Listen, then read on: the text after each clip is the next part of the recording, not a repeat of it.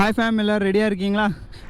Hi fame, எல்லோரும் எப்படி இருக்கீங்க? நான் உங்கள் பிரசாத். இன்றைக்கி ரைடுக்கு வந்து நீங்கள் எக்ஸைட்டிங்காக காத்திருப்பீங்க நம்புகிறேன். ஏன்னா இன்றைக்கி நம்மளோட ரைடு வந்து ஒரு அட்வென்ச்சராக இருக்க போது. ஏன்னா இன்றைக்கி வந்து திருநெல்வேலி டு கன்னியாகுமரி வந்து ஒரு 8 கிலோமீட்டர்ஸ் வந்து வித்தவுட் பிரேக்கும் ப்ளஸ் வந்து இந்த ஒன் ஹேண்ட் வச்சு தான் ஃபுல்லாக ட்ரைவ் பண்ணிட்டு போகிறேன். நம்மளோட ரைடுக்கு நீங்கள் செம மாதம் கிளாஸாக என்ஜாய் பண்ணிகிட்டு இருப்பீங்கன்னு நம்புகிறேன். நம்மளோட ரைடுக்கு சப்போர்ட் பண்ணுற எல்லாருக்கும் ஸ்பெஷல் தேங்க்ஸ். நம்மளோட 100 சப்ஸ்கிரைபர் ரீச் ஆன எல்லா சப்ஸ்கிரைபருக்கும் ஸ்பெஷல் தேங்க்ஸ். அப்புறம் வந்து இன்றைக்கி வந்து செம இன்ட்ரெஸ்டிங்கான டாப்பிக்கில் நம்ம போகிற வழியில் பேசிட்டு போகிறோம். எல்லோரும் மறக்காமல் வீடியோ ஃபுல்லாக பாருங்கள். நம்ம சேனலுக்கு சப்போர்ட் பண்ணுங்கள்.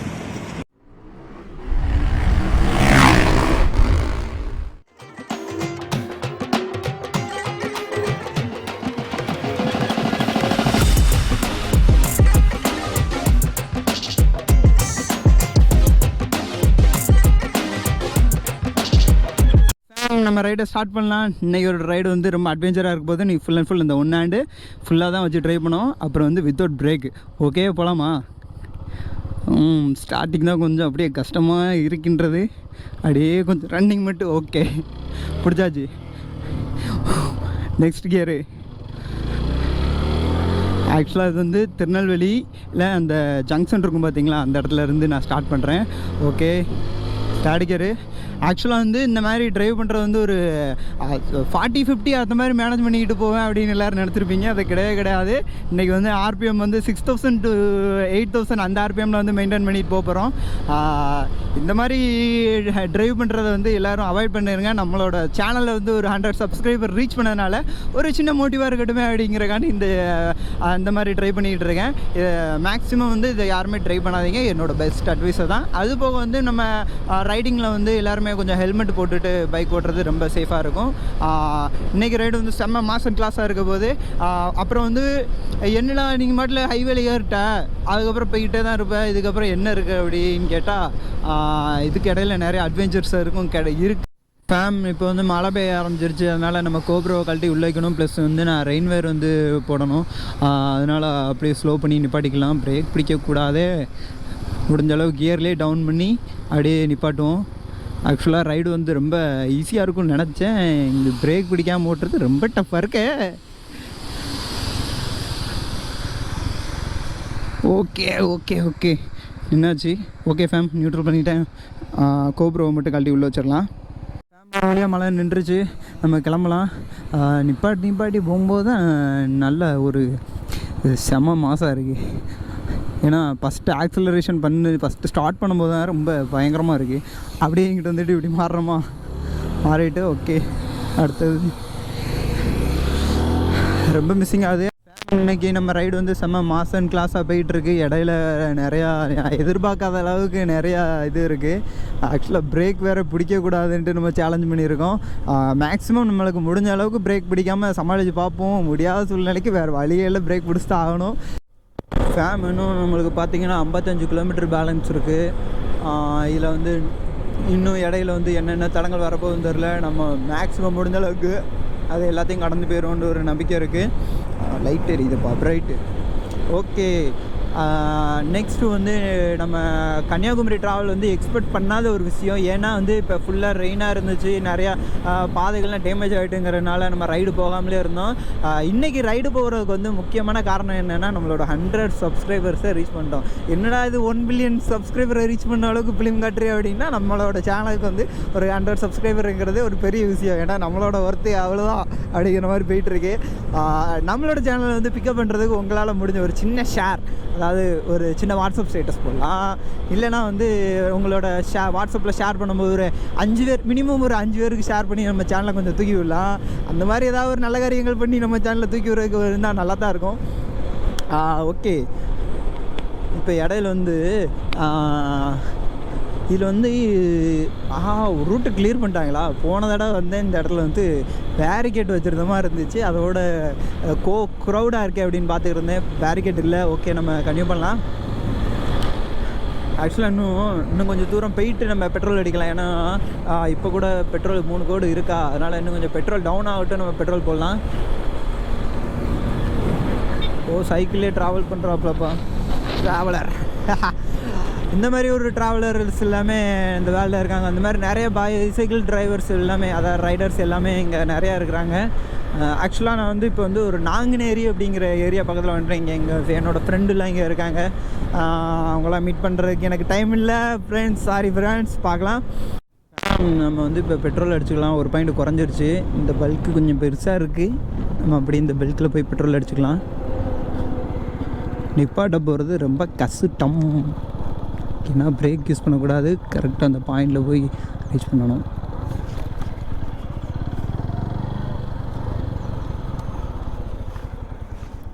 ஓகே,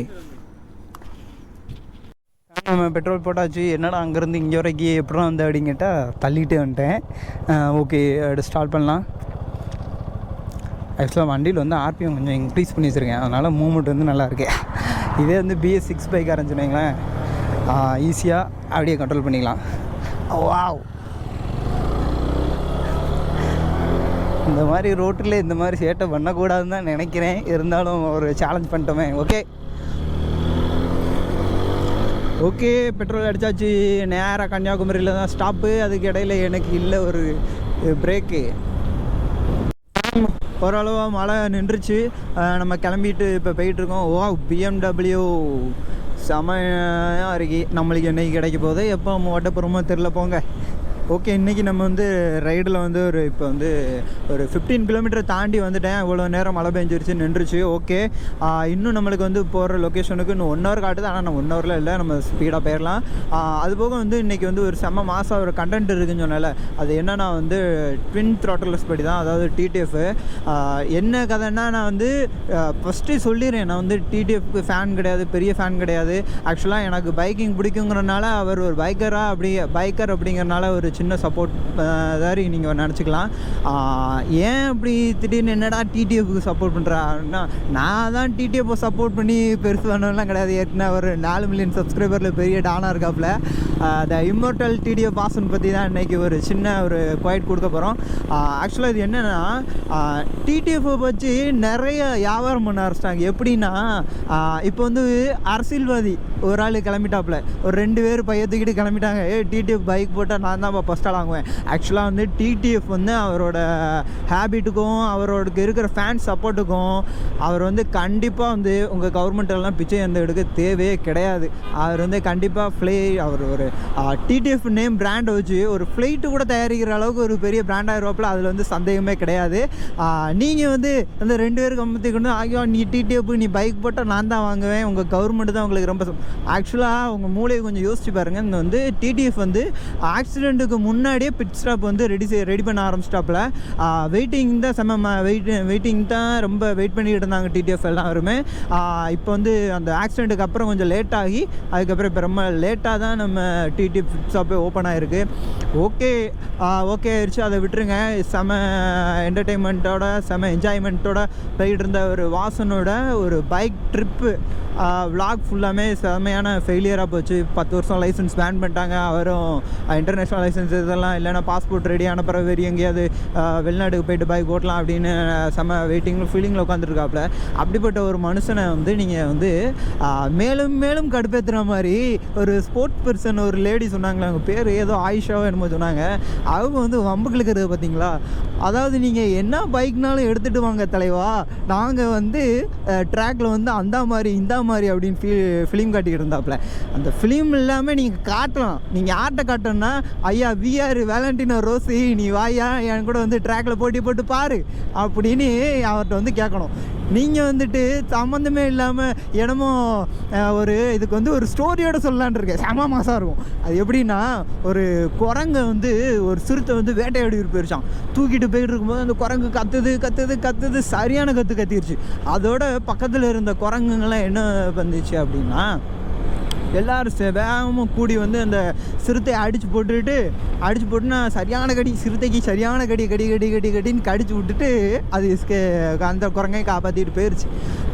இதுதான் ஒரு வாசனோட வந்து ஃபேன்ஸ் சப்போர்ட் அப்படிங்கிறது, அதாவது டிடிஎஃப் அப்படிங்கிற பிராண்டோட ஒரு செமையான ஒரு எக்ஸ்ப்ளனேஷன். எவ்வளவு தான் டிடிஎஃப் அடிபட்டாலும் அந்த ஃபேன்ஸ் சப்போர்ட்டை வச்சு அவர் வந்துருவாப்புல. அதுக்கு நீங்கள் ஆப்போசிட்டாக பேசுவீங்க பார்த்தீங்களா உங்களோட பைக் ட்ரிப் வச்சு. அது வந்து எப்படி இருக்குன்னா, ஒரு முயலுக்கும் ஆமைக்கும் ரேஸ் வச்ச கதை தெரியுமா உங்களுக்கு? அந்த கதையில் வந்து ஆமை வந்து மெதுவாக தான் நடந்து போகும், ஆனால் முயல் வேகமாக போயிடும் அப்படின்ட்டு சரியான எதிர்பார்ப்போட எப்படின்னா நான் ஜெயிச்சிடறேன் அப்படின்னு முயல் வந்து ஆமைக்கிட்ட சவால் விட்டுச்சான். அந்த சவால் எப்படி முடியும்னா உங்களுக்கு எல்லாருக்குமே தெரியும். இது சின்ன வயசுல இருந்தே கேள்விப்பட்ட கதை தான்.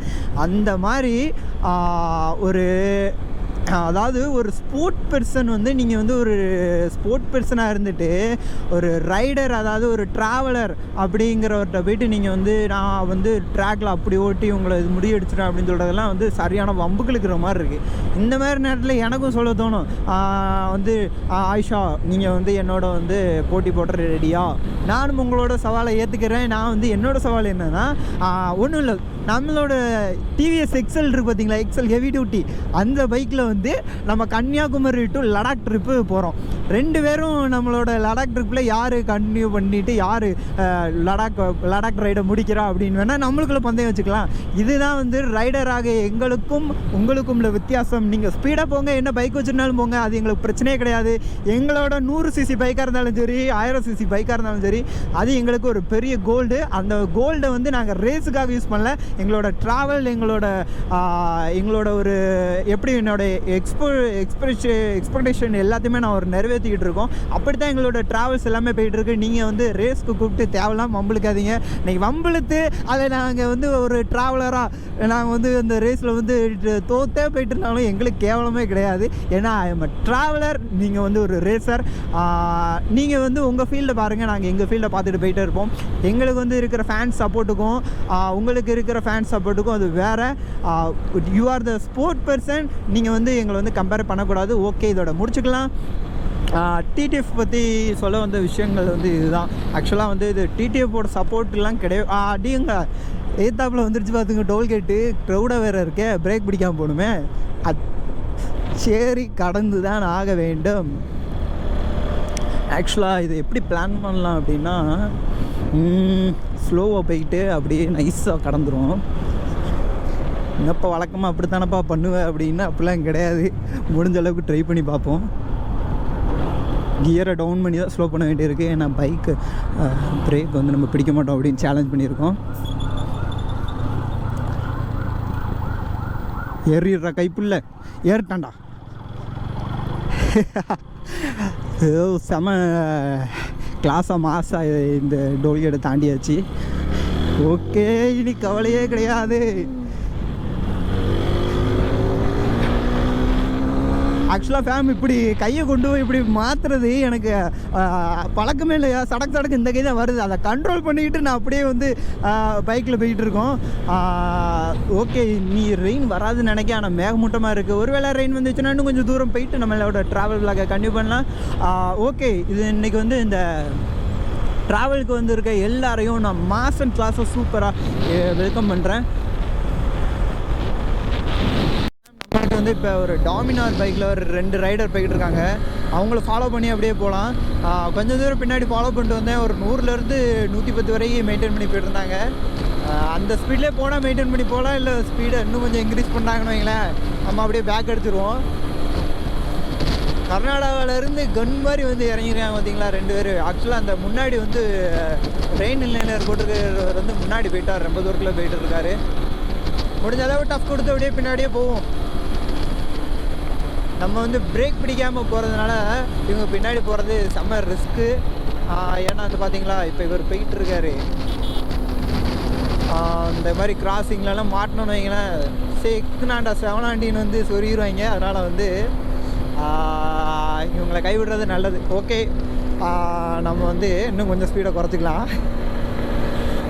ஆக்சுவலாக வந்து ஸ்பீடு வந்து ஓவர் ஸ்பீடாக போகிறது 100க்கு மேலே போகிறது வந்து பிரச்சனை இல்லை. அது வந்து அந்த பைக் கெப்பாசிட்டிக்கு ஏற்றாப்புல போகிறது தான் மேட்ரு.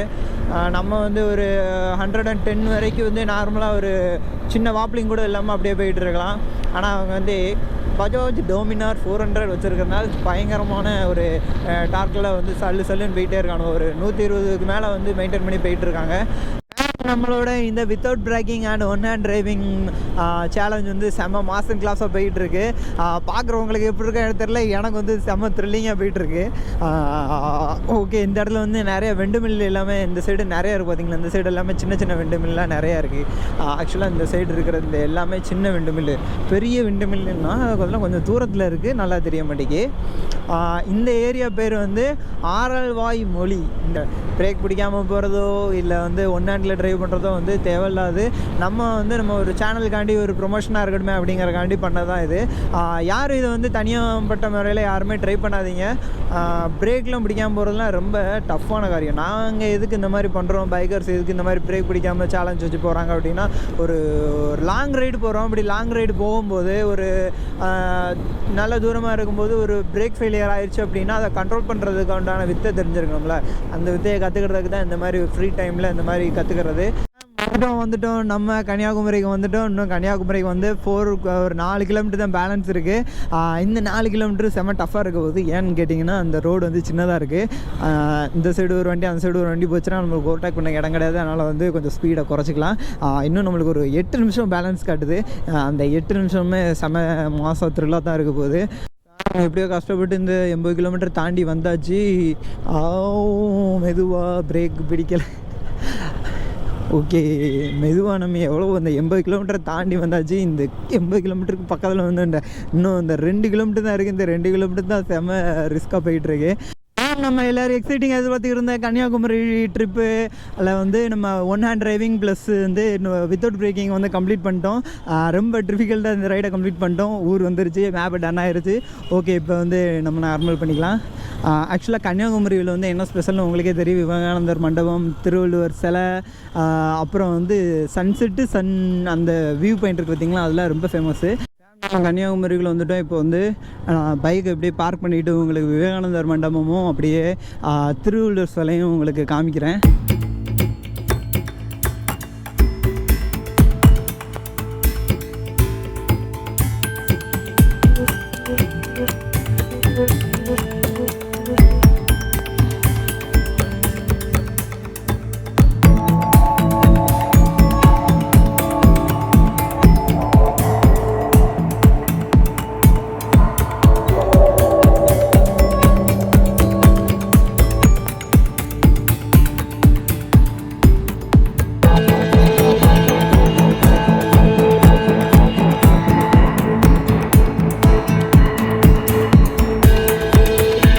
அப்படியே சன்செட் பாயிண்ட் இருக்குது பார்த்திங்களா, அங்கே போயிட்டு நம்ம உங்களுக்கு சன்செட் டைம் ஸ்லாப் போட்டு காமிக்கிறேன். வாங்க போகலாம்.